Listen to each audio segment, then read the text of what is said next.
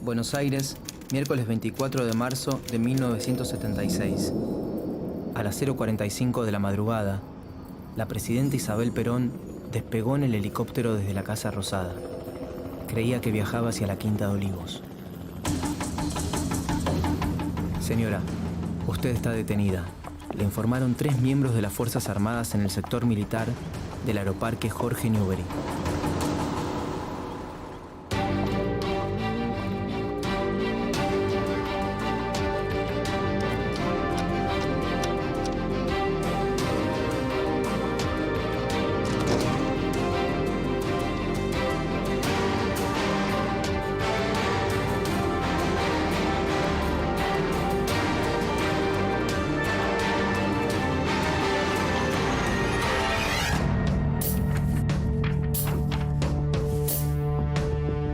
El 24 de marzo de 1976, las Fuerzas Armadas argentinas derrocaron el gobierno constitucional de María Estela Martínez de Perón. María Estela, alias Isabelita, había llegado a la vicepresidencia el 12 de octubre de 1973, pero el 1 de julio de 1974 debió asumir la presidencia después de la muerte de Juan Domingo Perón, su marido y líder indiscutido del justicialismo. La Argentina arrastraba un periodo de proscripciones, regímenes militares y democracias condicionadas de 20 años, que solo se quebró con las elecciones libres de marzo de 1973, en las que ganó Héctor Cámpora. Trataré con honestidad de hacer lo que el pueblo quiere. Unos meses más tarde, Perón asumía su tercera presidencia y tras su muerte, el país se quedó sin la única figura que podía garantizar la legitimidad institucional. La situación política estaba fuera de control y empeoraba con cada acción del gobierno de Isabel. Pero además, Argentina estaba rodeada de dictaduras. Y los militares comenzaban a filtrarse cada vez con mayor fuerza en las decisiones de Estado. El 5 de febrero de 1975, el gobierno de Isabel firmó el famoso decreto de aniquilamiento de la subversión, dando inicio al operativo Independencia. De este modo, en la selva tucumana, las Fuerzas Armadas ensayaron sobre los militantes del ERP, Ejército Revolucionario del Pueblo, los métodos violentos de secuestro, torturas y asesinato que luego utilizarían de manera sistemática en todo el país durante la dictadura. Desde fines de 1975, la tensión crecía día tras día, tanto que el gobierno adelantó las elecciones como modo de resolver la crisis política y social. Sin embargo, desde las redacciones, los diarios sugerían en portadas y editoriales otra solución. Las 3 fuerzas usaron los medios de comunicación con el fin de instalar en las calles que las armas eran el único recurso para salvar al país y devolver el orden. Pero no estaban solas. Recibían el apoyo de las corporaciones empresariales y también de gran parte de la sociedad, que esperaba, como respuesta a la incertidumbre general, la destitución de Isabel Perón. El 24 de marzo a la madrugada, las Fuerzas Armadas tomaron la Casa Rosada. A las 3:21 se escuchó el comunicado número 1 de la Junta Militar. Comunicado número 1 de la Junta de Comandantes Generales. Se comunica a la población que a partir de la fecha el país se encuentra bajo el control operacional de la Junta de Comandantes Generales de las Fuerzas Armadas. Se recomienda a todos los habitantes el estricto acatamiento. La Junta Militar designó como presidente de facto a Jorge Rafael Videla. Videla había sido el comandante en jefe del ejército del gobierno constitucional de Isabel Perón. Las Fuerzas Armadas denominaron a su gobierno Proceso de Reorganización Nacional, pero el objetivo era instaurar a través del terror un nuevo orden económico y social, en línea con las restantes dictaduras latinoamericanas asociadas en el marco del Plan Cóndor. Así bautizaron al Plan Represivo Internacional, que coordinaba operaciones de persecución, secuestro y tortura a militantes de los distintos países del Cono Sur. Los servicios de seguridad de Argentina, Chile, Bolivia, Paraguay, Uruguay y Brasil eligieron la imagen del ave característica de los Andes para sellar un pacto siniestro. Pero el cóndor no era otro que el águila norteamericana, interfiriendo en los asuntos de la región. Estados Unidos conocía y digitaba las operaciones clandestinas.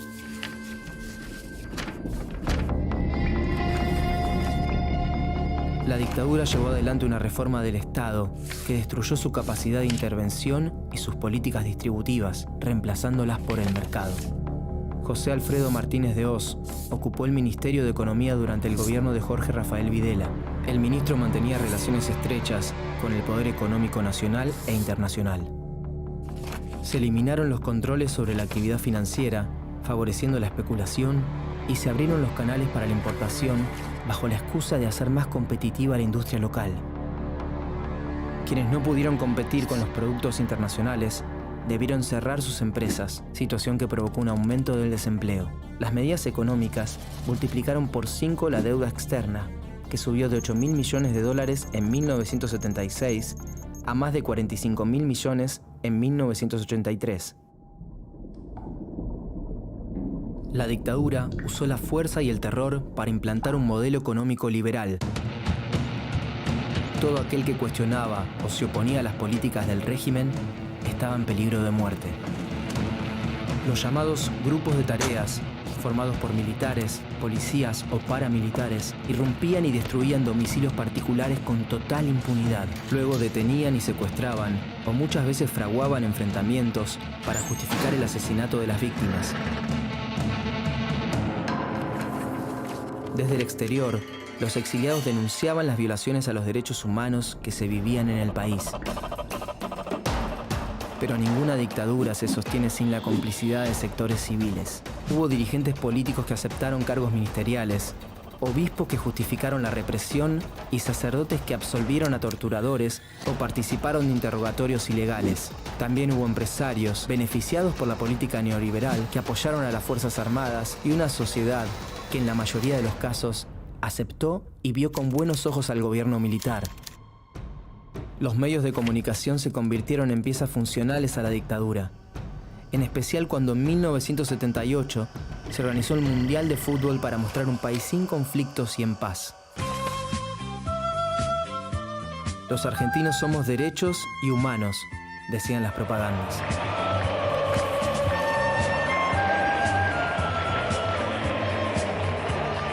La Junta Militar quería modificar a través de un evento deportivo la imagen negativa de su gobierno en el exterior, pero si bien las cámaras reproducían la alegría callejera, no todos festejaban.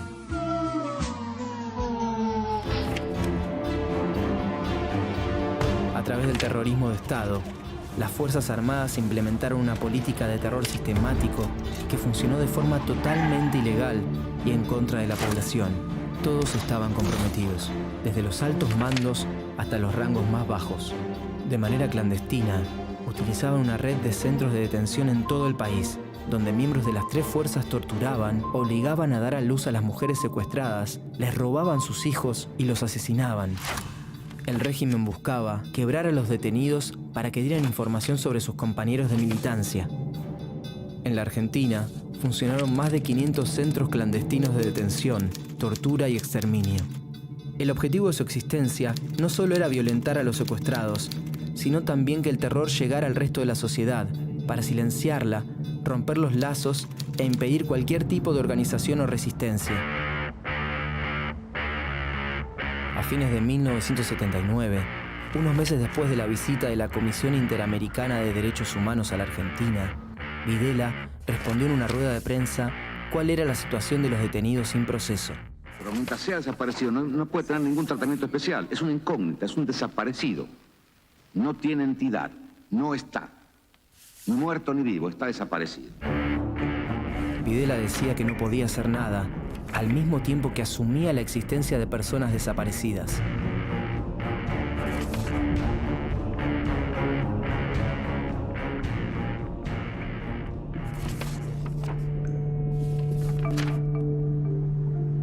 Ya en 1978, las madres de los desaparecidos intentaron oponerse a la dictadura.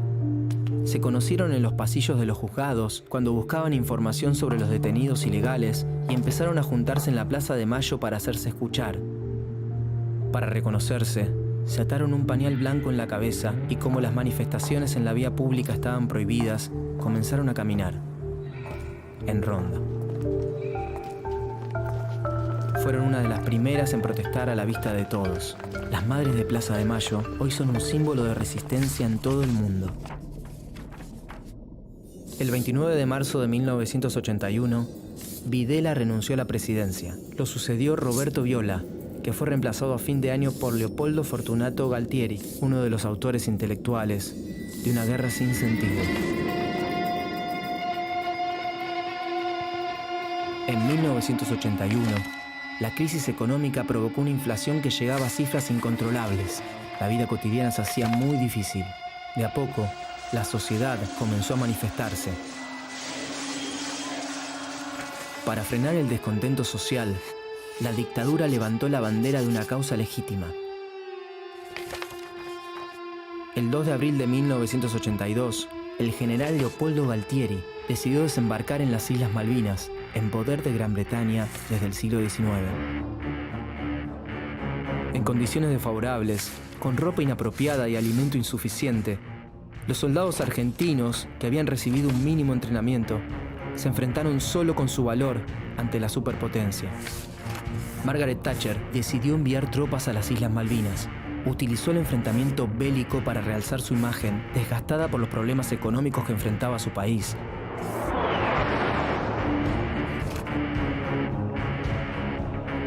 La sociedad recibió una imagen ficticia del conflicto. Cada información que se publicaba pasaba antes por el control de la censura.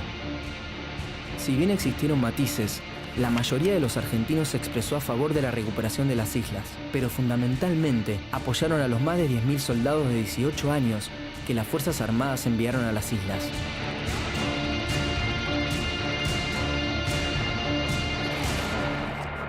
El 14 de junio, la Argentina firmó su rendición. La ineficiencia e improvisación de los comandantes militares provocó la muerte de 649 argentinos y otros 1.063 soldados regresaron con heridas al continente.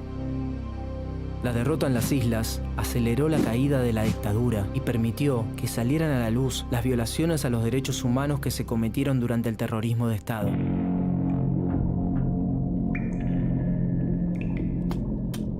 El 1 de julio de 1982, asumió el general Reinaldo Vignone, encargado de llevar adelante la transición entre la dictadura y la democracia.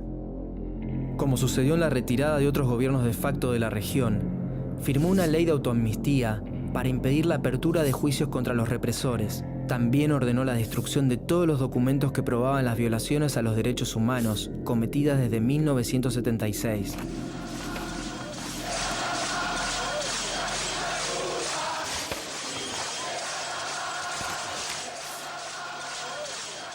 El 30 de octubre de 1983, el radical Raúl Alfonsín, junto a su vice, Víctor Martínez, se impuso sobre la fórmula justicialista compuesta por Ítalo Luder y Deolindo Vittel. Ni bien asumió el 10 de diciembre, Alfonsín derogó la ley de autoamnistía que promulgó Vignone e impulsó el juicio a las 3 juntas militares. Señores jueces, nunca más. Había empezado un tiempo diferente para la Argentina. Los dictadores permanecieron en el poder por más de 7 años. Desde el terrorismo de Estado asesinaron, robaron identidades, destruyeron organizaciones y rompieron los lazos sociales con un fin específico: imponer por la fuerza un modelo económico de país que siempre perdía en las urnas. 1976-1983, Argentina, sus años más difíciles.